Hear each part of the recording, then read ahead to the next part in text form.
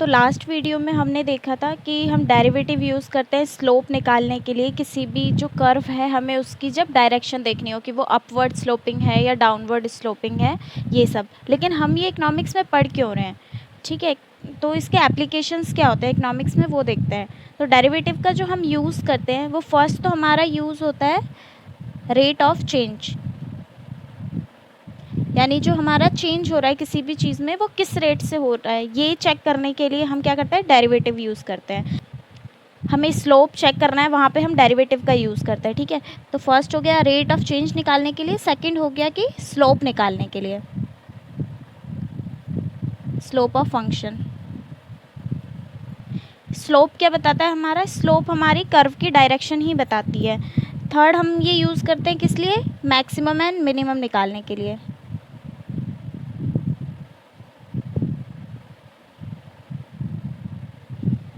ठीक है, जो भी हमारे कर्व्स होते हैं लाइक टोटल यूटिलिटी का देखते हैं तो हमें वहाँ पे मैक्सिमम पॉइंट देखना होता है, ठीक है।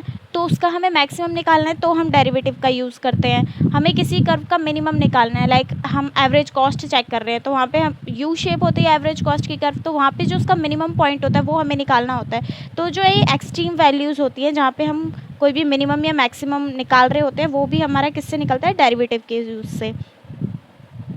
बाकी इसमें हम क्या चेक करते हैं कि फंक्शन जो है हमारा इंक्रीजिंग है या फिर डिक्रीजिंग है, ये चेक करते हैं। जो हमारी कर्व है उसका कर्वेचर क्या है, यानी वो कॉन्वेक्स है या वो कॉनकेव है या फिर वो एक स्ट्रेट लाइन है, ये भी हम कैसे निकालते हैं, डेरिवेटिव के यूज़ से, ठीक है। जब हम स्लोप निकालते हैं या फिर हमारी इंक्रीजिंग या डिक्रीजिंग है या फिर रेट ऑफ चेंज निकालते हैं तो यहाँ पे हम फर्स्ट डेरिवेटिव का यूज़ करते हैं, यानी एक ही बार हम फंक्शन को डेरिवेटिव करते हैं।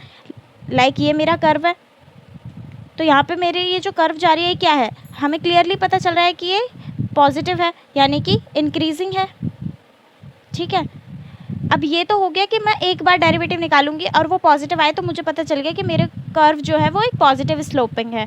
जैसे हमारी सप्लाई कर्व होती है, प्राइस के चेंज होने से सप्लाई बढ़ता है, अगर प्राइस बढ़ रहा है तो सप्लाई बढ़ेगी, अगर प्राइस कम हो रहा है तो सप्लाई कम होगी, तो ये मेरा पॉजिटिव स्लोप हो गया।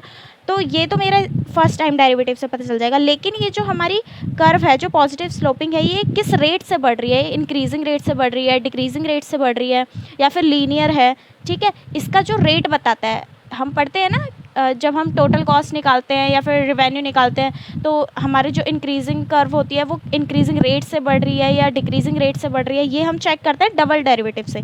यानी जब हम कर्वेचर निकालते हैं तो हमें उसका 2 टाइम्स डेरिवेटिव करना होता है, ठीक है। ये मैं आपको बताऊंगी जब हम क्वेश्चंस करेंगे तो वहाँ से आपको और ज़्यादा क्लियर हो जाएगा। बाकी हमारा डेरिवेटिव यूज़ होता है किस चीज़ में, इलास्टिसिटी निकालने में। इलास्टिसिटी डिमांड की भी हो सकती है, सप्लाई की भी हो सकती है, फाइन। और स्लोप हम कैसे निकाल सकते हैं, लाइक कि हमारा हम मार्जिनल निकालने के लिए यूज़ करते हैं डेरिवेटिव का।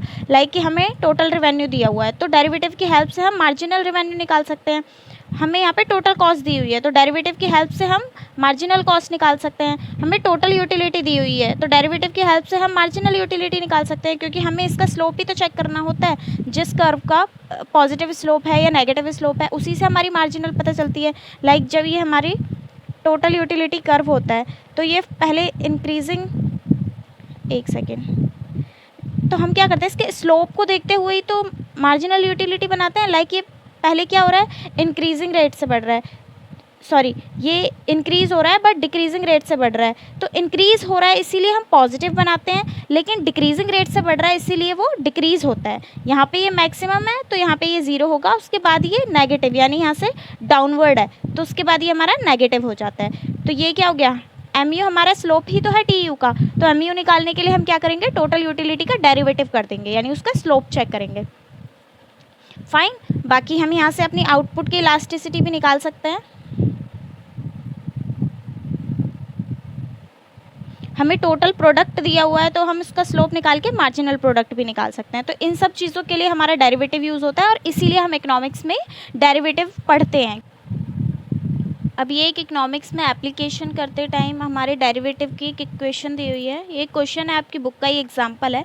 तो इसमें हमें डिमांड फंक्शन दिया हुआ है P equals to A Q Q की पावर B, ठीक है। जो हमारा डिमांड होता है वो क्या होता है, फंक्शन होता है प्राइस का। तो ये होता है हमारा डिमांड फंक्शन, लेकिन यहाँ पे दिया हुआ है price is the function of demand, तो ये होता है हमारा इन्वर्स डिमांड फंक्शन।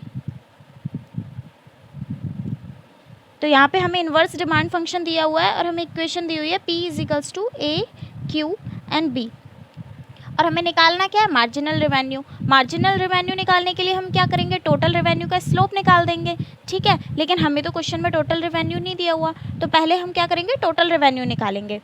तो इक्वेशन ये हमें दी हुई है, ये हमारी डिमांड फंक्शन की है, तो ये है price is equals to A Q and Q की पावर B। तो यहाँ से हम टोटल रेवेन्यू निकालेंगे। टोटल रेवेन्यू क्या होता है हमारा, प्राइस इंटू क्वांटिटी, ठीक है, क्योंकि जो हमारा टोटल रेवेन्यू होता है वही तो टोटल एक्सपेंडिचर होगा। किसी भी चीज़ का एक्सपेंडिचर कैसे निकालते हैं, प्राइस को क्वांटिटी से मल्टीप्लाई करके, और जो उसका एक्सपेंडिचर है यानी जो उस प्रोडक्ट पे एक्सपेंडिचर हो रहा है वही तो हमारा रेवेन्यू होगा प्रोड्यूसर के लिए। तो यहाँ पे प्राइस इंटू क्वांटिटी करेंगे, तो प्राइस तो हमें ऑलरेडी दिया हुआ है A Q की पावर B, और इसको हम मल्टीप्लाई कर देंगे Q से, फाइन। तो ये हमारी इक्वेशन क्या बन जाएगी, A Q B प्लस 1, ठीक है, क्योंकि यहाँ पे कुछ भी पावर नहीं दी हुई तो हम इसको 1 ले लेंगे, बेस सेम है तो पावर हमारी ऐड हो जाती है, ठीक है। अब ये हमारा आ गया टोटल रेवेन्यू, ये हमारी टोटल रेवेन्यू की इक्वेशन हो गई। अब यहाँ से हमें क्या निकालना है, मार्जिनल रेवेन्यू। तो उसके लिए क्या करेंगे, हम इसको डिफरेंशिएट कर देंगे with respect to Q। Q के रिस्पेक्ट में क्यों डिफरेंशिएशन कर रहे हैं हम, क्योंकि यहाँ पे हमारा वेरिएबल हमें Q दिया हुआ है, तो हमें यहाँ पे मार्जिनल निकालना है, तो हमें किसके रिस्पेक्ट में चेक करना होगा, क्वांटिटी के रिस्पेक्ट में। क्योंकि हम मार्जिनल रेवेन्यू कैसे निकालते हैं, change in total revenue upon में चेंज इन क्वांटिटी, यही तो निकालते हैं। लेकिन हमें यहाँ पे क्या करना है, स्लोप जो हम देख रहे हैं, अब वो हम देख रहे हैं कि जो हमारा चेंज है वो लगभग 0 के इक्वल, यानी अब मैथ्स में अब जितना भी हम यूज़ करेंगे चेंज निकालने के लिए वहाँ पे हम डेरिवेटिव का यूज़ करेंगे। तो यहाँ पे हम क्या करेंगे, स्लोप निकालने के लिए उसको डेरिवेटिव कर देंगे।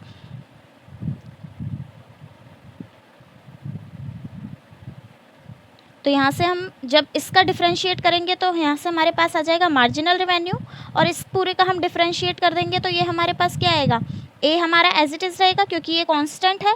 Q वेरिएबल के रिस्पेक्ट में हम कर रहे हैं, तो मैंने आपको क्या बताया था कि अगर हमारे पास वेरिएबल के ऊपर कुछ भी पावर में है तो वो पावर हमारी बेस में आ जाती है, यानी B प्लस में 1 हमारा बेस में आ जाएगा, और जो ऊपर हमारे पास पावर है उसमें से 1 माइनस कर देंगे, तो ये तो यहाँ से कैंसिल हो जाएगी। तो हमारे पास क्या बचेगा, A B प्लस 1 Q की power B, right, A B plus 1 Q की पावर B। अब ये आप देखो, ये हमारा नेगेटिव तो नहीं है, ये तो हमारा पॉजिटिव है, यानी ये हमारा 0 से बड़ा है। अगर मेरे पास मार्जिनल जो है वो पॉजिटिव आ रहा है, इसका मतलब ये है अपवर्ड स्लोपिंग कर्व,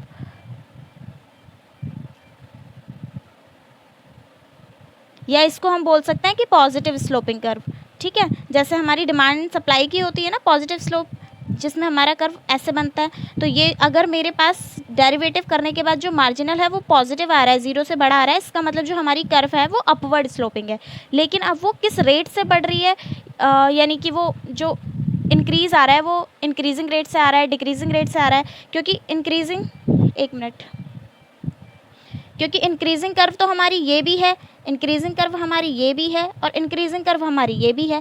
हमें तो बोला है कि आप हमें शेप बताओ कैसी है। अब फर्स्ट डेरिवेटिव से हमें ये तो पता चल गया कि ये पॉजिटिव है, तो इंक्रीजिंग स्लोप है, यानी कि पॉजिटिव स्लोप है। लेकिन रेट क्या है हमारे, ये कैसे पता चलेगा, तो उसके लिए हमें डबल डेरिवेटिव करना होता है।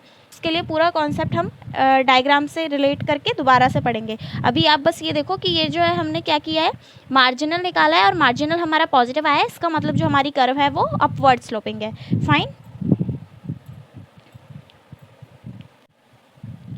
अब देखो कि हायर ऑर्डर डेरिवेटिव कैसे चेक करते हैं, कैसे निकालते हैं। फर्स्ट ऑर्डर डेरिवेटिव तो हमें आ गया कि हमें एक बार डेरिवेटिव करना है, स्लोप निकालना है, तो हम पर्टिकुलर वेरिएबल के रिस्पेक्ट में उसको एक बार डेरिवेटिव कर देते हैं और हमारा स्लोप आ जाता है। लेकिन अगर हमें कर्वेचर चेक करनी है या हमें कुछ और निकालना है, तो उसके लिए हमें क्या, हायर ऑर्डर डेरिवेटिव चाहिए। अब उसका second order derivative, third order derivative कैसे निकालेंगे वो देखते हैं। तो ये बुक का एग्जांपल है, इसमें हमें थर्ड ऑर्डर डेरिवेटिव निकालना है, और हमें ये इक्वेशन दी हुई है y इक्वल्स टू 4x की पावर 5 प्लस 7x की पावर 4 प्लस 3x प्लस 9, ठीक है। तो क्या करेंगे, सबसे पहले हम इसको डिफ्रेंशिएट करेंगे विद रिस्पेक्ट टू x। तो ये हमारा क्या हो जाएगा, dy अपॉन में dx। इधर डेरिवेटिव करेंगे तो क्या करते हैं, पावर को बेस में ले आते हैं और पावर में से 1 माइनस कर देते हैं। तो ये हो गया 4 इंटू 5 एक्स की पावर हो गई 4, राइट। चेन रूल यहाँ पे अप्लाई होगा, तो 7 के साथ हम 4 को मल्टीप्लाई कर देंगे क्योंकि 4 बेस में आ जाएगा, और जो x की पावर 4 है वहाँ से एक माइनस हो जाएगा, तो ये बचेगा हमारा 3। 3 के साथ x है, तो ये तो कांस्टेंट हो गया, और ये वेरिएबल, तो x को जब x के रिस्पेक्ट में डेरिवेटिव करेंगे तो 1 आता है, तो यहाँ पे हमारा सिर्फ 3 बचेगा, और कांस्टेंट को अगर वेरिएबल के रिस्पेक्ट में करते हैं तो वो 0 हो जाता है, तो ये हमारा हो जाएगा 0। तो यहाँ से हमारा क्या निकल के आएगा, इसको मल्टीप्लाई करेंगे, हो गया 20 x की पावर 4 प्लस 7 4 ज़ा 28 x की पावर 3 प्लस में 3। ठीक है, ये हो गया हमारा फर्स्ट ऑर्डर डेरिवेटिव। लेकिन हमें निकालना क्या है, थर्ड ऑर्डर डेरिवेटिव, तो अब निकालते हैं सेकंड ऑर्डर डेरिवेटिव। उसके लिए क्या करेंगे, again differentiate with respect to x, ठीक है।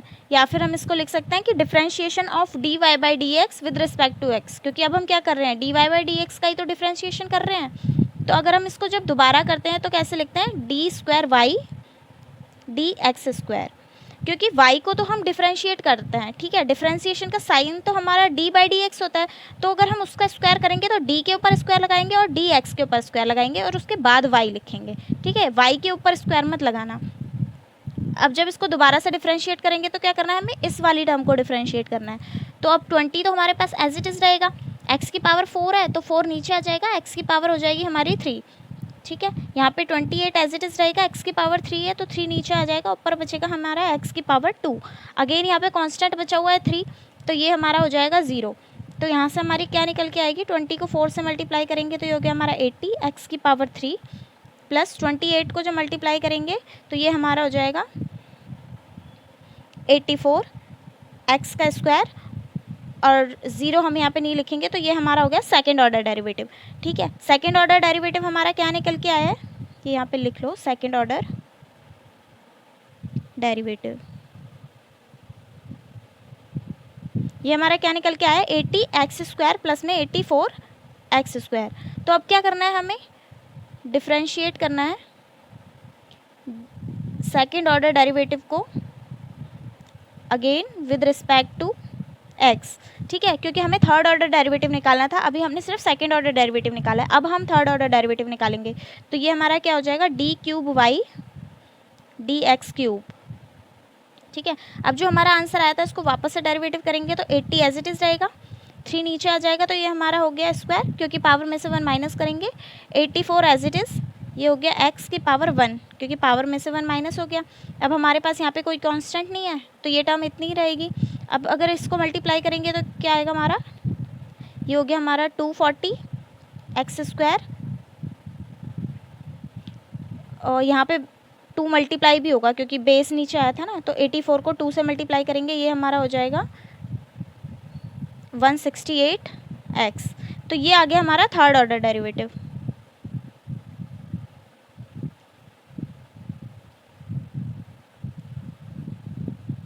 ठीक है, तो क्वेश्चन में हमें क्या बोला था, थर्ड ऑर्डर डेरिवेटिव निकालने को ही बोला था। तो हमने क्या किया, पहले अपनी इक्वेशन को x के रिस्पेक्ट में डेरिवेटिव किया, वहाँ से हमारा सिंगल निकल के आ गया, यानी कि हमारा स्लोप आ गया। उसके बाद हमने दोबारा उसको x के रिस्पेक्ट में किया, तो यहाँ से हमारा सेकंड ऑर्डर डेरिवेटिव आ गया। फिर जो हमारा सेकंड ऑर्डर डेरिवेटिव आया उसको हमने वापस से उसी वेरिएबल के टर्म्स में या उसी के रिस्पेक्ट में डिफरेंशिएशन किया, तो हमारा थर्ड ऑर्डर डेरिवेटिव निकल के आ गया। अब क्वेश्चन में आपको फोर्थ ऑर्डर डेरिवेटिव निकालने को भी बोल सकता है, सेकेंड ऑर्डर भी निकालने को बोल सकता है, लेकिन अगर 1 से ज़्यादा बोलता है तो वो हमारे हायर ऑर्डर डेरिवेटिव के अंदर आते हैं। फाइन, ये हमारा यूज़ होता है मैक्सिमम मिनिमम निकालने में, हमारे कर्वेचर निकालने में, तो इसलिए हमें सेकंड ऑर्डर डेरिवेटिव करना तो आना ही चाहिए मिनिमम। अब एक और क्वेश्चन देख लेते हैं, अगर थोड़ी बहुत कन्फ्यूज़न रह गई हो तो वो इसमें सॉल्व हो जाएगी। ठीक है, यहाँ पे हमें निकालना है सेकंड ऑर्डर डेरिवेटिव। इक्वेशन हमें दी हुई है y is to 2x square plus 8 exponential की power x plus 3 log x minus 9 plus F of x minus x की पावर 13। तो यहाँ से हम क्या करेंगे, पहले फर्स्ट ऑर्डर डेरिवेटिव निकालेंगे, तो उसके लिए क्या करेंगे, डिफ्रेंशिएट करेंगे विद रिस्पेक्ट टू x। ठीक है, अभी तो ये नॉर्मल डिफ्रेंशिएशन होगा, तो क्या करते हैं यहाँ पे, ये हमारा हो जाएगा dy बाई डी एक्स, इसको डिफ्रेंशिएट करेंगे तो क्या होगा, 2 बेस में आ जाएगा, तो 2 को 2 से मल्टीप्लाई करेंगे, ये हो गया 4 x की पावर 1 लिखना तो ज़रूरी नहीं है।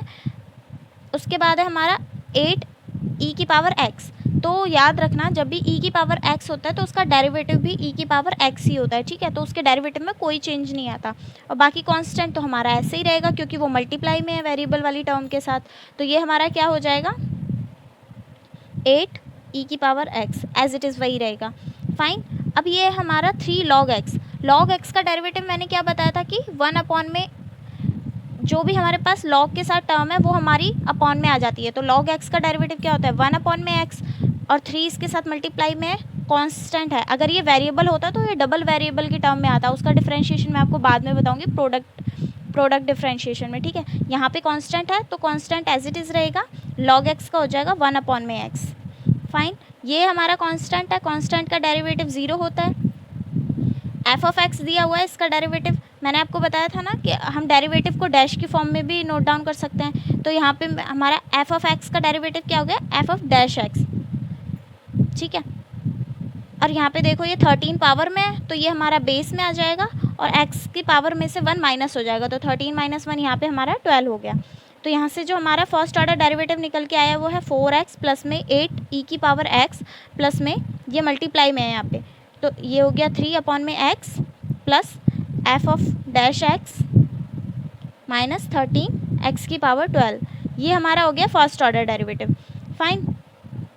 तो अब ये हमारा dy बाई डी एक्स निकल के आ गया। अब हमें सेकेंड ऑर्डर डेरिवेटिव निकालना है तो हम क्या करेंगे, इसका डिफरेंशिएट कर देंगे अगेन। तो अब हम निकालेंगे डी स्क्वायर वाई अपॉन में डी एक्स स्क्वायर। ये जो हमारा dy बाई डी एक्स निकल के आया है इसको हम अगेन करेंगे differentiation with respect to x। तो ये अब हमारा क्या होगा, 4x, तो x को डिफरेंशिएशन करेंगे जब x के रिस्पेक्ट में तो वो 1 हो जाएगा, तो यहाँ पे 4 आएगा एज इट इज़, ठीक है। 8 e की पावर x का मैंने बताया था कि डिफरेंशिएशन क्या होता है, आप उसको एक बार करो, 2 बार करो, 3 बार करो, वो e की पावर x ही रहेगा। तो यहाँ पे 8 e की पावर x। अब ये हमारा दिया हुआ है 3 अपॉन में x, तो सबसे पहले तो हमें इसे चेंज करना पड़ेगा। जब हम 1 अपॉन में x को हम ये लिख सकते हैं x माइनस 1, एक मिनट, 1 अपॉन में x को हम ये लिख सकते हैं x की पावर -1। मैंने बताया था कि अगर आपको न्यूमरेटर को डिनोमिनेटर में लेके आना है या डिनोमिनेटर को न्यूमरेटर में लेके आना है तो उसकी पावर का साइन चेंज कर दो। तो यहाँ पे पावर 1 थी तो हमने पावर -1 कर दी। अब जब x की पावर -1 का डिफरेंशिएशन करेंगे तो हमारे पास क्या आएगा, जो पावर होती है उसको हम बेस में ले आते हैं और पावर में से एक माइनस कर देते हैं, तो यहाँ पे -1, ठीक है। तो ये हमारा क्या हो गया, -x की पावर -2, यानी कि अगर हमें x की पावर -1 का डिफरेंशिएशन करना है तो वो हमारा आ जाएगा -x की पावर -2। तो ये क्या है हमारा 3 अपॉन में x, तो 3 अपॉन में x को मैं ये लिख सकती हूँ कि 3 मल्टीप्लाई x की पावर -1, तो उससे हमारा क्या निकल के आएगा 3 और -x पावर -2, तो ये -3x की पावर -2। डिफरेंशिएशन करने के बाद हमारा ये आ गया, ठीक है। साइन हम बाद में अभी चेंज कर देंगे। यहाँ पे हमारा ऑलरेडी फर्स्ट डिफरेंशिएशन हो रखा है तो हमें सेकंड डेरिवेटिव निकालना है। इसका सेकंड डेरिवेटिव क्या होगा, यहाँ पे डबल डैश आ जाएगा। अब इसको मल्टीप्लाई करेंगे, क्या करना है, इसको 13 को 12 से मल्टीप्लाई करेंगे और पावर जो है हमारी 1 माइनस हो जाएगी, तो ये आ जाएगा हमारा 13 × 12 और पावर आ जाएगी हमारी 11। अब ये देखो 4 एज इट इज़ रहेगा, 8 e की power x as it is रहेगा, ये यहाँ पे माइनस में है तो प्लस माइनस माइनस, ये हो गया हमारा 3x की पावर -2। ये यहाँ पे f double dash x as it is रहेगा, क्योंकि डिफरेंशिएशन हम कर चुके हैं, अब हमें सिर्फ सॉल्व करना है। इसको मल्टीप्लाई करेंगे, -13 × 12 हमारा क्या होता है 156, और यहाँ पे x की पावर हो गई 11। अब ये जो हमारा निकल के आया ये हमारा है सेकंड ऑर्डर डेरिवेटिव, और क्वेश्चन में हमें क्या निकालने को बोला था, सेकंड ऑर्डर डेरिवेटिव। अब ये क्वेश्चन देखो, ये आपकी बुक की एक्सरसाइज का ही क्वेश्चन है। क्वेश्चन में हमें कॉस्ट फंक्शन दिया हुआ है, यानी c की वैल्यू दी हुई है a e की पावर b q, और बताया है कि a और b हमारा कांस्टेंट है। अगर ये नहीं भी गिवन हो तो भी आपको पता चल जाना चाहिए कि a और b कांस्टेंट है, क्योंकि जो हमारा कॉस्ट होता है वो q का फंक्शन होता है, ठीक है, यानी क्वांटिटी का। और बाकी हमें यहाँ पे निकालना क्या है, हमें q की वैल्यू निकालनी है, और हमें गिवन है कि मार्जिनल कॉस्ट हमारा एवरेज कॉस्ट के इक्वल है। फाइन, क्योंकि देखो हमें टोटल कॉस्ट दी हुई है तो मार्जिनल कॉस्ट और एवरेज कॉस्ट तो हम निकाल ही लेंगे, लेकिन हमें ये इसलिए दिया है, यानी ये हमें गिवन है MC = AC, क्योंकि हमें यहाँ पे Q की वैल्यू निकालनी है, ठीक है। तो सबसे पहले हम क्या करेंगे, मार्जिनल कॉस्ट निकालते हैं, और मार्जिनल कॉस्ट निकालने के लिए क्या करना पड़ता है, टोटल कॉस्ट को डेरिवेटिव करना पड़ेगा क्वांटिटी के रिस्पेक्ट में। तो यहाँ पे हमें टोटल कॉस्ट गिवन है जो कि हमारी C equals to A E की पावर बी क्यू, और अभी हमें यहाँ से क्या निकालना है, मार्जिनल कॉस्ट निकालनी है। तो क्या करेंगे, डिफ्रेंशिएट कर देंगे, किसके रिस्पेक्ट में, Q के रिस्पेक्ट में। तो जब ये करेंगे तो ये हमारा आ जाएगा डी सी अपॉन में डी क्यू, सी का डेरिवेटिव कर रहे हैं Q के रिस्पेक्ट में, तो ये हमारा क्या हो जाएगा, ए हमारा एज इट इज़ रहेगा। अब ई की पावर बी क्यू हमें करना है, तो यहाँ पे हम चैन रूल लगाएंगे। ई की पावर में अगर कुछ भी होता है, यानी अगर हमें एक्सपोनेंशियल दिया हुआ होता है तो उसका डेरिवेटिव भी हमारा सेम ही रहता है, तो ई की पावर बी क्यू हमारा एज इट इज़ आ जाएगा। लेकिन ऊपर तो हमें सिर्फ एक्स नहीं दिया हुआ, क्योंकि जब हम एज इट इज़ लेते थे वो हम किस लिए लेते थे, जब ई की पावर एक्स दिया होता था। लेकिन यहाँ पे तो ई की पावर में वेरिएबल के साथ साथ बी भी दिया हुआ है, तो चेन रूल हमारा क्या कहता है कि जो आपको जैसे गिवन है आप उसका वैसे ही डेरिवेटिव कर दो, और जो एक्स्ट्रा बच गया उसका दोबारा डेरिवेटिव कर दो। तो ई का जब हमने किया तो ई की पावर बी क्यू हमने एज इट इज़ ले ली, क्योंकि ई का डेरिवेटिव ई ही होता है। अब जो हमारा ये बी क्यू है, यानी ये जो पावर हमारी अलग दी हुई है, हमें इस पावर का दोबारा से डिफ्रेंशिएशन कर देंगे। तो जब हम बी क्यू का डेरिवेटिव करेंगे दोबारा से, यहाँ पे हम बी क्यू का डेरिवेटिव अगेन कर देंगे। तो जब बी क्यू का डेरिवेटिव करेंगे तो बी तो हमारा कांस्टेंट है, और क्यू को क्यू की रिस्पेक्ट में डेरिवेटिव करेंगे तो 1 हो जाएगा। तो यहाँ से हमारा क्या निकल के आ जाएगा, बी। तो ये हमारा आ गया ए की power E and B Q as it is, यानी ये वाली टर्म हमारी एज इट इज़, और इसका डिफ्रेंशिएशन करेंगे तो ये हमारा हो गया बी। ठीक है, यानी ये हमारा निकल के आ गया D C upon D Q. D C upon D Q हमारा क्या आया है, ए ई की power B Q into B. इसको हम क्या बोल सकते हैं, मार्जिनल कॉस्ट, क्योंकि जब टोटल कॉस्ट का डेरिवेटिव करते हैं वही तो हमारा मार्जिनल कॉस्ट होता है। और इसको हम ऐसे भी लिख सकते हैं ए बी ई की पावर बी क्यू, क्योंकि मल्टीप्लाई में है तो आप कैसे भी लिख सकते हो इसको। अब मार्जिनल कॉस्ट तो हमारा निकल के आ गया। एवरेज कॉस्ट हम कैसे निकालते हैं, एवरेज कॉस्ट कैसे निकालते हैं, टोटल कॉस्ट को डिवाइड कर देते हैं क्वांटिटी से, ये पता है ना। मार्जिनल कॉस्ट हम कैसे निकालते थे, change in T C upon में चेंज इन क्यू, ये तो हमने कर लिया। और एवरेज कॉस्ट कैसे निकालते थे, टी सी अपॉन में क्यू, है ना। तो यहाँ पे क्या करेंगे, टी सी अपॉन में क्यू, टी सी हमें दिया हुआ है, टी सी हमारा क्या है, सी की वैल्यू जो कि हमें ऑलरेडी गिवन है, ए ई की पावर बी क्यू, और क्यू एज इट इज़। अब देखो, अब हमें क्वेश्चन में क्या बोला था कि हमारा जो मार्जिनल कॉस्ट है वो हमारा एवरेज कॉस्ट के इक्वल है। मार्जिनल कॉस्ट हम ऑलरेडी निकाल चुके हैं और एवरेज कॉस्ट हमारी ये निकल के आ गई, तो इन दोनों को इक्वल पुट कर देंगे।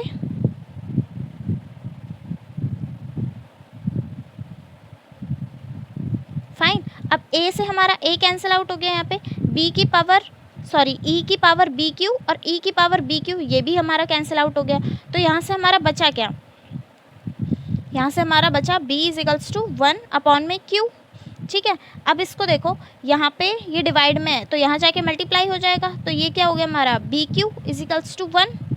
ठीक है, और हमें निकालनी क्या है, q की वैल्यू, तो q यहाँ पे एज इट इज़ रहेगा, b यहाँ पे जाके डिवाइड में हो जाएगा, तो हमारी q की वैल्यू क्या आ गई, 1 अपॉन में b। और हमें क्वेश्चन में क्या निकालने को बोला था, q की वैल्यू। तो हमने क्या किया, टीसी को सबसे पहले हमने डिफ्रेंशिएट किया तो हमारा मार्जिनल कॉस्ट आ गया, और हमने जब टोटल कॉस्ट को क्वांटिटी से डिवाइड किया तो हमारा एवरेज कॉस्ट आ गया। मार्जिनल कॉस्ट को इक्वल रखा एवरेज कॉस्ट के, जो कैंसिल आउट हो रहा था उसे कैंसिल आउट किया, और यहाँ से हमने क्वांटिटी की वैल्यू निकाली जो कि आ गई हमारी 1 अपॉन में बी। अब देखते हैं प्रोडक्ट रूल कैसे लगता है। मान लो कि हमें फंक्शन दिया हुआ है y is equals to f1x multiply f2x। अभी तक हम क्या कर रहे थे कि हमें वेरिएबल के साथ या तो कुछ भी नहीं दिया होता, उसकी पावर दी होती है जहाँ पे हमारा चैन रूल लग जाता है, या फिर उसके साथ मल्टीप्लाई में कांस्टेंट दिया होता है, तो क्या करते हैं कांस्टेंट को एज इट इज़ लिख लेते हैं, बाकी डिफ्रेंशिएट कर देते हैं। लेकिन अगर हमें दोनों साइड वेरिएबल दिए हो, यानी मल्टीप्लिकेशन की टर्म में दिया है और दोनों साइड वेरिएबल दिए हैं, तो क्या करेंगे, कांस्टेंट की तरह तो नहीं लिख सकते कि वेरिएबल को एज इट इज़ लिख दिया बाकी सॉल्व कर दिया, क्योंकि यहाँ तो हमें दोनों टर्म सॉल्व करनी पड़ेंगी। ठीक है, तो प्लस माइनस में हम क्या करते हैं कि फर्स्ट टर्म को अलग डेरिवेटिव करते हैं, सेकंड को अलग डेरिवेटिव करते हैं, और बीच में जो भी प्लस या माइनस का साइन होता है उसको सॉल्व कर देते हैं। लेकिन मल्टीप्लाई या डिवाइड में ऐसा नहीं होता है, इनके अलग अलग रूल होते हैं। अगर मल्टीप्लिकेशन में है तो प्रोडक्ट रूल लगेगा, और अगर डिवीज़न फॉर्म में है तो क्वोशिएंट रूल लगेगा। अब अगर हमें ये फॉर्म दी हुई है तो हम यहाँ पे कैसे करते हैं डिफ्रेंशिएट, तो इसको करते हैं differentiate with respect to X, क्योंकि यहाँ पे हमें एक्स वेरिएबल दिया हुआ है तो हम एक्स के रिस्पेक्ट में करेंगे। इसको करते हैं dy बाई डी एक्स, और इसकी फॉर्म होती है कि जो हमारा फर्स्ट वेरिएबल होता है, यानी जो फर्स्ट टर्म होती है उसको हम एज इट इज़ लिखेंगे, सेकंड का डेरिवेटिव करेंगे, यानी dy बाई डी एक्स करेंगे किसका, सेकंड का। उसके बाद प्लस का साइन लगाएंगे। अब जो हमने यहाँ पे किया है फर्स्ट पार्ट में, यानी फर्स्ट को एज इट इज़ लिखा है, सेकंड का डेरिवेटिव किया है, इसका रिवर्स कर देंगे सेकंड पार्ट में, यानी सेकंड को एज इट इज़ लिखेंगे एंड फर्स्ट का डेरिवेटिव कर देंगे। ठीक है, कुछ नहीं करना है, जो भी हमें, और इसमें ऐसा नहीं होता कि आपको पहले ये करना है या पहले ये करना है, आप किसी को भी फर्स्ट मान सकते हो, किसी को भी सेकंड ले सकते हो। तो हमने क्या किया है, फर्स्ट पार्ट के लिए पहले फर्स्ट को एज इट इज़ लिखा है, सेकंड का डेरिवेटिव करा है, फिर सेकंड को एज इट इज़ रखा है, फर्स्ट का डेरिवेटिव किया है। कांस्टेंट होता था तो क्या करते थे, कांस्टेंट को एज इट इज़ ले लेते थे और वेरिएबल का डिफरेंशिएट कर देते थे। लेकिन यहाँ पे क्या करेंगे, दोनों ही वेरिएबल है तो पहले फर्स्ट को एज इट इज़ रख के सेकंड का डेरिवेटिव करेंगे, और सेकंड पार्ट में सेकंड को एज इट इज़ रख के फर्स्ट का डेरिवेटिव करेंगे। ठीक है, अब इसको एक एग्जाम्पल के साथ देख लेते हैं कि हमारे पास ये हमें z दिया हुआ है √x एंड मल्टीप्लाई में e की पावर x। ठीक है, हमें इसका डिफरेंशिएट करना है, तो डिफरेंशिएट किसके फॉर्म में होगा। पहली बात तो यहाँ पे हमारा प्रोडक्ट रूल लगेगा, क्योंकि हमें दोनों साइड वेरिएबल दिए हुए हैं दोनों टर्म में, तो इसको करेंगे विद रिस्पेक्ट टू x, ये होगा हमारा dz अपॉन में dx। तो कैसे करते हैं, फर्स्ट टर्म को एज इट इज़ रखते हैं, ये हमने एज इट इज़ ले लिया, सेकंड का डेरिवेटिव करते हैं। अब मैंने बताया था ex का डेरिवेटिव एज इट इज़ होता है, तो ये हमारा ex आ गया, बीच में प्लस का साइन लगाएंगे। अब सेकंड को एज इट इज़ रखेंगे, यानी ex को एज इट इज़ रखेंगे, ex को एज इट इज़ रखेंगे और इसका डेरिवेटिव करेंगे। तो डेरिवेटिव करना है हमें किसका, √x का। √x को हम लिख सकते हैं x की पावर 1/2। ठीक है, x की पावर 1/2 ही तो हमारा √x होता है। अब इसको सॉल्व कर लेंगे, तो √x एज इट इज़ रहेगा, e की पावर x भी एज इट इज़ रहेगा, प्लस e की power x as it is. इसका हमें डिफ्रेंशिएट करना है, तो क्या करेंगे, पावर को हम नीचे ले आएंगे 1/2, और जो ऊपर हमारी पावर है उसमें हम 1 माइनस कर देंगे। तो ये क्या हो गया हमारा, e की power x √x plus e की पावर x, ये हमारा हो गया x अपॉन में 2, और यहाँ से हमारा आ जाएगा -1/2। अब चाहे तो आप इसको ऐसे ही छोड़ सकते हो, या फिर आप एक काम कर सकते हो, मैंने बताया था न्यूमरेटर को अगर डिनोमिनेटर में लेके आना है और डिनोमिनेटर को न्यूमरेटर में लेके आना है, तो जो पावर का साइन है वो चेंज हो जाता है। तो हम इसको ऐसे लिख सकते हैं, क्योंकि ये हमारा अंडर रूट की फॉर्म में दिया था, तो हम क्या करेंगे, इसको भी अंडर रूट की फॉर्म में ही सॉल्व कर लेंगे। तो ये हमारा ex आ जाएगा, ये हमारा √x as it is plus ex, यहाँ से हम अगर इसको नीचे लेके आएंगे तो ये हमारा बन जाएगा 2x की पावर 1/2। यहाँ पे -1/2 है तो ये नीचे आके 1/2 हो जाएगा, और इसको हम और क्या लिख सकते हैं, 1/2 x की पावर 1/2 को हम ये भी लिख सकते हैं 1/2 √x, क्योंकि 1/2 ही हमारा अंडर रूट होता है। अब एक चीज़ नोटिस करो, यहाँ पे भी e की पावर x है और यहाँ पे भी e की पावर x है, तो e की पावर x को हम कॉमन ले सकते हैं, तो अंदर क्या बचा हमारा √x, और ये जो हमारी फॉर्म आई है इसको हम ये भी लिख सकते हैं। तो जब हमने ex को यहाँ से कॉमन ले लिया तो यहाँ पे हमारा बचा 1/2 √x।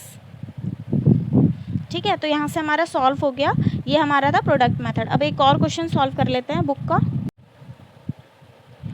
ये क्वेश्चन देखो, ये आपके चेक इन प्रोग्रेस का ही क्वेश्चन है। यहाँ पे हमें निकालना है second order and third order derivative, और क्वेश्चन दी हुई है y = 3x² and log 2x। अब एक चीज़ नोटिस करो कि ये और ये टर्म दोनों ही हमारी वेरिएबल हैं और दोनों मल्टीप्लाई में हैं, तो यहाँ पे हम क्या करेंगे, हमारा प्रोडक्ट रूल लगाएंगे। प्रोडक्ट रूल हमारा क्या कहता है कि first as it is, second का डेरिवेटिव, एंड फिर एडिशन का sign, second as it is, first का डेरिवेटिव।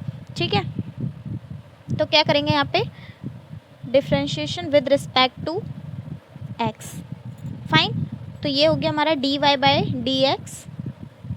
इसको सॉल्व करेंगे, आप एक एक स्टेप करके भी कर सकते हो। अगर क्वेश्चन आपका काफ़ी छोटा है, ठीक है, लेंथी नहीं है, लेकिन उसकी मार्किंग ज़्यादा है, यानी 4 मार्क्स में आ गया सिर्फ डिफरेंशिएशन करना है, या 8 मार्क्स में आ गया सिर्फ डिफरेंशिएशन करना है, तो आप बिल्कुल स्टेप बाय स्टेप करोगे, यानी लिखोगे डिफरेंशिएशन किया है फर्स्ट का and second as it is, मतलब हर चीज़ एक एक स्टेप करके दिखाओगे। वरना आप डायरेक्ट कर सकते हो। यहाँ पे क्या किया है हमने, फर्स्ट एज इट इज़ लिखा है, सेकंड का डेरिवेटिव किया है। सेकंड का डेरिवेटिव करूँगी तो कैसे करूँगी, log 2x का जब हम डिफरेंशिएशन करते हैं तो कैसे करते हैं, चेन रूल लगाएंगे। log x का होता है 1/x, लेकिन हम यहाँ x मान के चल रहे हैं कि हमारा 2x है, तो ये हो गया हमारा 2x। लेकिन ये तो हमने लेट किया है ना, log x तो हमें नहीं दिया, हमें तो log 2x दिया है। तो जो हमने x लेट किया है उसका दोबारा से डिफ्रेंशिएशन कर देंगे। तो 2x का जब मैं दोबारा से डिफ्रेंशिएशन करूँगी तो वो तो 2 ही आएगा, क्योंकि x को करेंगे x के रिस्पेक्ट में तो वो तो 1 होता है। प्लस अब क्या करना है, सेकंड को एज इट इज़ लिखूँगी, यानी log 2x as it is रहेगा, और डिफ्रेंशिएशन करूँगी फर्स्ट टर्म का। फर्स्ट टर्म का डिफ्रेंशिएशन करेंगे तो क्या आएगा, जो पावर है वो यहाँ पे मल्टीप्लाई हो जाएगी, तो 3 और 2 ये हो गया हमारा 6, और यहाँ से जो पावर है वो 1 माइनस हो जाएगी, तो ये बचेगा हमारा ओनली 6x। ठीक है, अब इसको सॉल्व करो। ये जो 2 है और ये 2 है ये तो कैंसिल आउट हो जाएंगे क्योंकि दोनों मल्टीप्लाई में है। यहाँ पे जो हमारा x है वो यहाँ पे x जो है x की पावर स्क्वायर है, तो सिंगल x मतलब कैंसिल आउट हो जाएगा और सिंगल x बचेगा। तो यहाँ से हमारा क्या निकल के आएगा, 3x, क्योंकि सिंगल x यहाँ से कैंसिल आउट हो गया और 2 से 2 कैंसिल आउट हो गया, तो डिनोमिनेटर में तो कुछ बचा ही नहीं। और यहाँ पे हमारा बचा 6x log 2x। ठीक है, ये हमारा आ गया फर्स्ट ऑर्डर डेरिवेटिव। ठीक है, अब हमें निकालना है थर्ड ऑर्डर डेरिवेटिव तक, तो अब हम यहाँ से सेकंड ऑर्डर डेरिवेटिव निकालेंगे। सेकंड ऑर्डर डेरिवेटिव के लिए क्या करेंगे, again differentiate with respect to x। यहाँ पे ऐसे करते हैं, स्टेप टू स्टेप करके देखते हैं। ठीक है, तो जब हम दोबारा डिफरेंशिएशन करेंगे तो क्या आएगा, d² एंड dx²। हमें इस वाली टर्म का डिफरेंशिएशन करना है। तो हमारे पास ये देखो, ये जो 3x है ये तो प्लस में है, तो इससे तो हमें कोई प्रॉब्लम नहीं है। प्लस या माइनस में होता है तो हम नॉर्मल डिफरेंशिएशन करते हैं और प्लस माइनस कर देते हैं। हमें प्रॉब्लम है इस वाली टर्म की, क्योंकि हम इसको नॉर्मल तरीके से नहीं कर सकते। यहाँ पे हमारे पास प्रोडक्ट रूल अप्लाई करना पड़ेगा, क्योंकि ये जो 6x है ये अलग है एंड log 2x हमारा अलग है। तो सबसे पहले हम 3x का कर लेते हैं। 3x का करेंगे तो क्या हो जाएगा हमारा 3, क्योंकि x को x के रिस्पेक्ट में करूँगी तो 1 आएगा। फाइन, अब ये प्लस, अब इस वाली टर्म का दोबारा से प्रोडक्ट रूल लगाएंगे, तो ये हम ले लेते हैं लार्ज ब्रैकेट में। अब 6x हमारी फर्स्ट टर्म है, तो 6x को मैं एज इट इज़ लिखूँगी एंड सेकेंड टर्म का डिफ्रेंशिएशन करेंगे, तो d बाई dx करेंगे किसका, log 2x का। ठीक है, इसे हम स्टेप बाय स्टेप करके देखते हैं, ताकि अगर हमें छोटा क्वेश्चन आता है और ज़्यादा मार्क्स का आता है तो उसे हम कैसे करेंगे वो हमें पता चल जाएगा। अब यहाँ पे हमने एडिशन का sign, second term as it is, differentiate करेंगे किसको, फर्स्ट टर्म को, यानी 6x को। अब ये देखो 3 तो हमारा एज इट इज़ रहेगा, क्योंकि यहाँ तो हम ऑलरेडी डिफ्रेंशिएशन कर चुके हैं, और इस सब को अब हमें सिर्फ सिंप्लीफाई करना है। तो 6x as it is, d by dx करना है किसका, log 2x का। तो जब log 2x का करेंगे तो ये आ जाएगा हमारा 1/2x, क्योंकि log x का होता है 1/x, तो यहाँ पे हमने 2x को x ऐड कर लिया। अब 2x का दोबारा से करेंगे, d बाई dx करना है अगेन किसका, 2x का।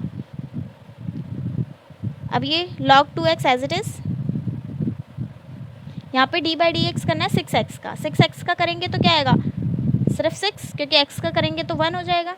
ये हो गया हमारा। अब इसको और सिंप्लीफाई करेंगे तो ये 6x एज इट इज़, यहाँ पे हमारा 1/2x एज इट इज़। अब हमें क्या करना है, d बाई dx करना है 2x का। 2x का करेंगे तो क्या होगा, 2 आएगा। तो ये सारा हमारा यहाँ पे मल्टीप्लाई के टर्म्स में है, plus log 2x as it is, 6 भी एज इट इज़। अब आप एक चीज़ नोटिस करो, ये 2 जो है ये 2 से कैंसिल आउट हो गया, ये जो x है यहाँ पे x से कैंसिल आउट हो गया, तो यहाँ तो हमारा कुछ नहीं बचा, सिर्फ न्यूमरेटर में 6 बचा है। तो ये हो गया हमारा 3, यहाँ पे प्लस में ये हमारा 6 प्लस 6 log 2x। ठीक है, अब इसको ओपन कर लेंगे, 3 + 6 log 2x, ये यहाँ से प्लस हो जाएगा, ये गया 9 + 6 log 2x। ठीक है, अब ये हमारा क्या है, सेकेंड ऑर्डर डेरिवेटिव।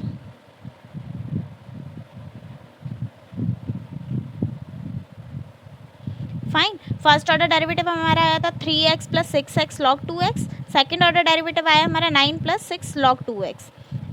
अब लेकिन हमें थर्ड ऑर्डर डेरिवेटिव निकालना है, तो हमें वापस से इसका डेरिवेटिव करना पड़ेगा। तो अब हम निकालेंगे, एक मिनट, तो अब हम निकालेंगे d³ y D X cube. Plus minus में कुछ भी होता है तो उसके लिए तो हम नहीं अप्लाई करते हैं प्रोडक्ट रूल, तो यहाँ तो अप्लाई नहीं होगा। और यहाँ पे हमारी सिंगल टर्म है, क्योंकि आप देखो यहाँ पे सिर्फ एक ही बार आ रहा है वेरिएबल, 6 के साथ तो वेरिएबल है ही नहीं, तो यहाँ पे हमें प्रोडक्ट रूल लगाने की ज़रूरत नहीं पड़ेगी। 9 का करेंगे तो हमारा 0 आएगा, प्लस अब ये 6 log 2x है, तो ये अगर हमारा पूरा वेरिएबल है, वेरिएबल के साथ अगर हमारा कांस्टेंट दिया हुआ था तो कांस्टेंट तो हम एज इट इज़ लिख लेते हैं। अब हमें सिर्फ इसका करना है log 2x का। log 2x का भी हम इतनी बार कर चुके हैं, तो यहाँ पे पहले तो हमारा आ जाएगा 2x और फिर ये हो जाएगा हमारा 2 से 2 हमारा कैंसिल आउट हो जाएगा, तो यहाँ से ओवरऑल जो हमारा आंसर निकल के आया वो है 6/x। तो ये हमारा क्या आया है, थर्ड ऑर्डर डेरिवेटिव। ठीक है, ये ओडी मैंने यहाँ पे शॉर्ट फॉर्म में लिखा है, पेपर में आप ओडी मत लिखना वरना मार्क्स कट जाएंगे। ठीक है, तो हमें क्वेश्चन में क्या बोला था, second order and third order derivative निकालने के लिए, तो ये आ गया हमारा सेकंड ऑर्डर डेरिवेटिव और ये आ गया हमारा थर्ड ऑर्डर डेरिवेटिव। अब आता है हमारा क्वेश्चन रूल। जब हमें y की इक्वेशन दे रखी होती है f(1x) अपॉन f(2x), अभी तक हमें जो वेरिएबल दे के रखा था वो देखे रखा हुआ था मल्टीप्लिकेशन की फॉर्म में, तो वहाँ पे हम प्रोडक्ट रूल लगाते थे। लेकिन यहाँ पे हमें वेरिएबल्स दिए हुए हैं डिवीज़न की फॉर्म में, यानी f(1) एंड अपॉन में f(2). तो ये तो आपको पता ही होगा कि जब भी कोई रैशनल फॉर्म होती है तो वहाँ पे हमारा जो डिनोमिनेटर है वो 0 के इक्वल नहीं होना चाहिए, क्योंकि अगर वो 0 के इक्वल होता है तो फिर टर्म हमारी नॉट डिफाइन हो जाती है। तो हम क्वेश्चन रूल लगाएंगे जब हमारा डिनोमिनेटर 0 के इक्वल नहीं होता है। ठीक है, तो इसका डिफ्रेंशिएशन क्या होता है हमारा dy/dx। अब हम क्या करते हैं, जो हमारा सेकेंड टर्म है उसको एज इट इज़ लिखते हैं, डिफ्रेंशिएशन करते हैं हम फर्स्ट टर्म का। ठीक है, ये जो हमारा डैश का साइन है ये डिफ्रेंशिएशन के लिए है, माइनस प्रोडक्ट रूल में हम चाहे पहले फर्स्ट को लें सेकंड को लें फ़र्क नहीं पड़ता, लेकिन यहाँ पे हमें याद रखना पड़ेगा कि f2 ही हमें पहले लेना है। ठीक है, तो f2 as it is f1 का डेरिवेटिव, अब f1 as it is f2 का डेरिवेटिव। वहाँ पे हमारा पॉजिटिव का साइन था, यहाँ पे हमारा नेगेटिव का साइन है, और यहाँ पे डिनोमिनेटर में लेंगे हम f2 एंड इसका होल स्क्वायर। ठीक है, यहाँ पे डिफ्रेंशिएशन नहीं करना है, नॉर्मल जो भी हमारी टर्म है डिनोमिनेटर में उसको लेना है और उसका स्क्वायर कर देना है। तो अब ये क्या हो गया हमारा f2 as it is f1 का derivative minus f1 as it is f2 का derivative and f2 as it is and उसका होल स्क्वायर। ठीक है, अब इसके एग्जांपल देख लेते हैं। एग्जांपल चेक इन प्रोग्रेस का ये आपका, इसमें हमारा एक मिनट, इसमें हमें टोटल कॉस्ट गिवन है। टोटल कॉस्ट हमारी दी हुई है c is 3q q + 7 q + 5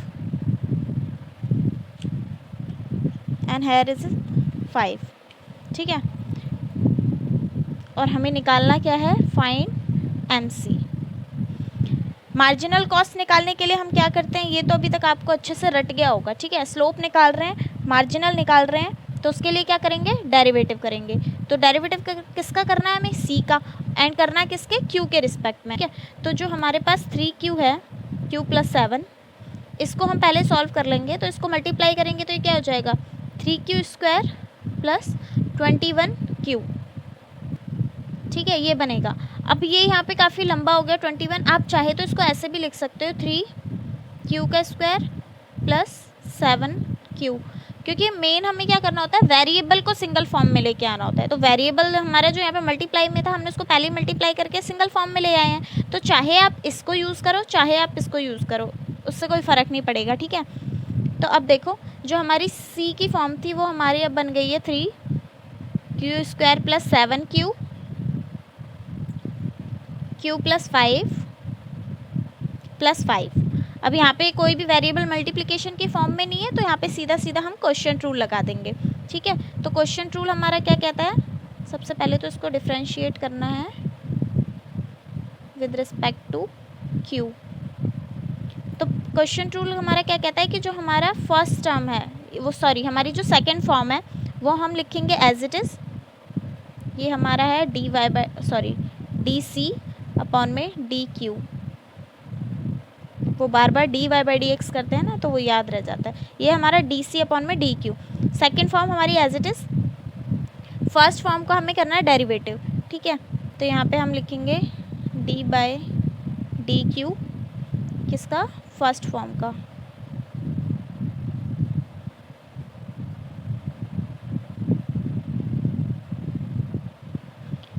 minus का साइन। अब हम क्या करेंगे, first form as it is 3q² plus 7q, and derivative करेंगे किसका, सेकेंड टर्म का, यानी q प्लस 5।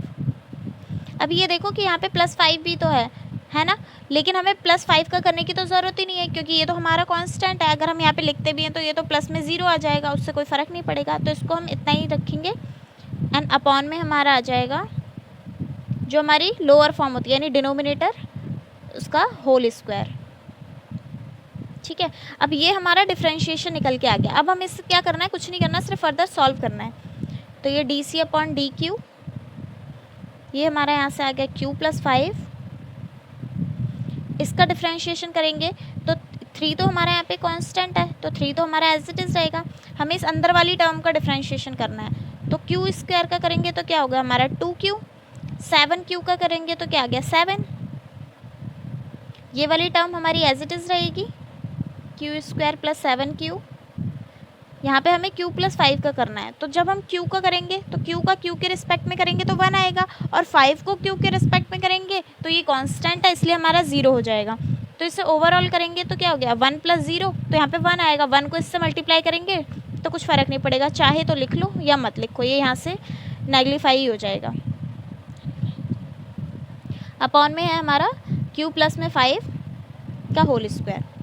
ठीक है, अब इससे चाहे तो फर्दर सॉल्व कर लो, या फिर ये हमारा मार्जिनल कॉस्ट आ गया है तो हम एक काम करते हैं, इसको फर्दर सॉल्व कर लेते हैं। बट पहले ये लिख देते हैं कि ये जो हमारा आया है ये है हमारा मार्जिनल कॉस्ट।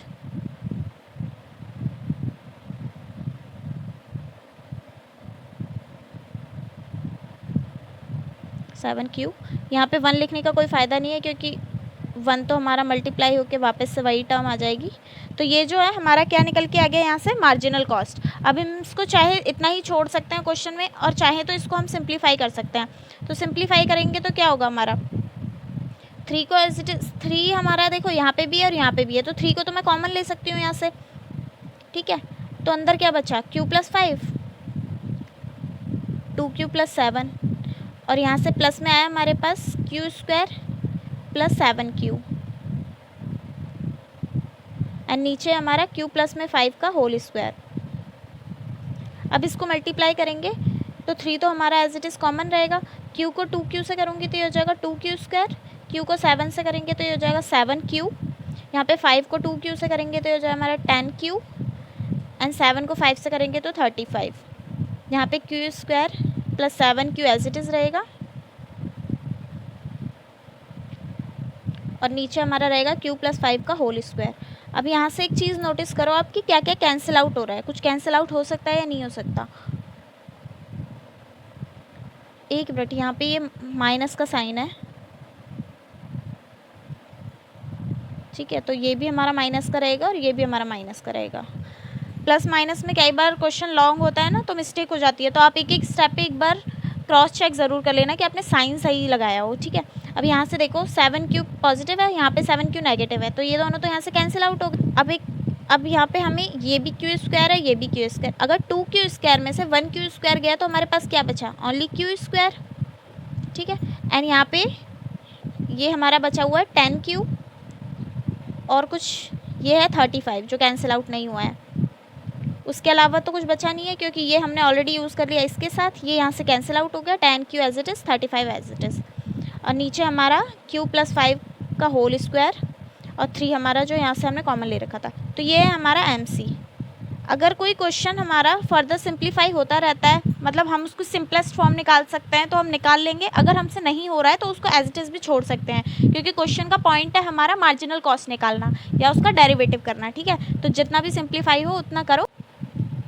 ये क्वेश्चन देखो, ये आपका चेक इन प्रोग्रेस 1 में ही दिया हुआ है। ये क्वेश्चन फॉर्म की फॉर्म में है, यानी न्यूमरेटर और डिनोमिनेटर दिया हुआ है। डिनोमिनेटर यहाँ पे देखो हमारा जो है 0 के इक्वल नहीं है, तो यहाँ पे हम क्या करेंगे, क्वेश्चन रूल अप्लाई करेंगे। आप जितने ज़्यादा क्वेश्चन करोगे उतना आपका फॉर्मूला रिवाइज होता रहेगा। तो हम कैसे निकालते थे क्वेश्चन रूल जब लगाते थे, dy/dx, जो ये हमारी फर्स्ट फॉर्म है ऊपर जो हमारे न्यूमरेटर है, और ये हमारे डिनोमिनेटर क्या है, सेकेंड फॉर्म है। तो क्या करते हैं, सेकेंड फॉर्म को हम लिखेंगे as it is, first form का करेंगे हम derivative log x minus sine x फिर माइनस का साइन। अब हम पहले हमने second form as it is ली थी, अब हम first form as it is लेंगे, log x minus sign x, and derivative करेंगे सेकेंड फॉर्म का, यानी 2x² माइनस 1। ठीक है, एंड डिनोमिनेटर को कुछ नहीं करना है, हमारा जो दिया हुआ है ऑलरेडी, सिर्फ उसका होल स्क्वायर कर देंगे। अब डिफ्रेंशिएशन हो गया, अब इसको सॉल्व करो फर्दर, तो ये यहाँ से हमारा आ जाएगा 2x² माइनस 1। ये प्लस माइनस की फॉर्म में है तो यहाँ पे हम प्रोडक्ट रूल नहीं लगाएंगे। अब गलती से ये मत कर देना कि log x का मतलब log x को अलग वेरिएबल ले रहे हो, sin x को अलग, और वो लगा दो। देख लेना यहाँ पे प्लस माइनस का साइन है तो नॉर्मल सॉल्व होगा। तो log x का करते हैं तो हमारा क्या आता है 1/x। साइन x का जब डेरिवेटिव करते हैं तो क्या आता है cos x, और माइनस का साइन एज इट इज़ रहेगा। अब यहाँ पे देखो log x minus sign X as it is, 2x² minus 1 का डेरिवेटिव करना है तो क्या होगा, ये 2 यहाँ पे मल्टीप्लाई में हो जाएगा बेस में आके, तो ये हो जाएगा हमारा 4, और x के ऊपर जो पावर है उसमें से 1 माइनस हो जाएगी तो यहाँ पे 1 रहेगी। 1 का डिफ्रेंशिएशन करेंगे, कांस्टेंट है तो 0 हो जाएगा। तो 4x में हम 0 प्लस करें या माइनस करें उससे कोई फ़र्क नहीं पड़ेगा। तो ये हमारा 2x² माइनस 1 का होल स्क्वायर। अब देखो इसको सॉल्व करेंगे तो यहाँ पे हमारी ट्रिग्नोमेट्री के रूल्स लगेंगे, क्योंकि यहाँ पे साइन और cos x दिया हुआ है, तो हम क्या करेंगे इसको इतना ही छोड़ देंगे। ठीक है, डिफ्रेंशिएशन निकालने को बोला था, फर्स्ट ऑर्डर डेरिवेटिव हमने निकाल दिया और ये हमारा सॉल्यूशन आ गया।